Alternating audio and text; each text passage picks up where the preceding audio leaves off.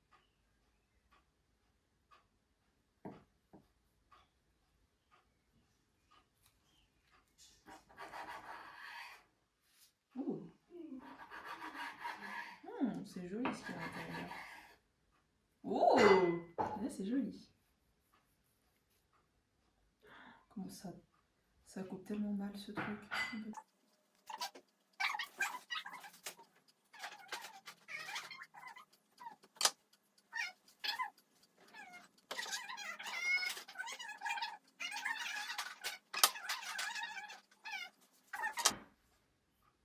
Merci. Ah, ça va mieux. Ah oui, ça va mieux. Alors vraiment, le petit tip, c'est vraiment d'avoir un couteau qui coupe bien, parce que j'ai pas du tout prévu ça en fait.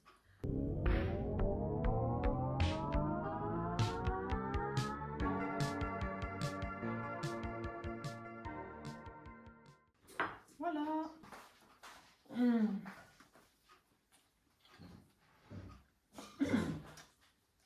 Et voilà, j'ai préparé la table et vous pouvez aussi voir les kimbap qui sont là. Ils sont juste là. Et en vrai, je suis plutôt contente du résultat parce que j'ai un peu goûté les petits restes et je trouve ça plutôt bon. Par contre, je suis un peu déçue au niveau de la forme. Certainement pour des problèmes matériels, on n'avait pas assez de riz. On n'avait pas assez de riz et puis on avait des couteaux qui coupaient pas très bien. Du coup, il y a certains qui sont pas très stables et du coup, ça va être un peu compliqué d'utiliser des baguettes. Du coup, j'ai pris une cuillère en plus pour pouvoir pêcher les petits kimbap. Et franchement, je suis trop contente, ils sont trop beaux, regardez ça. Tada! Regardez ça, je suis trop contente du résultat.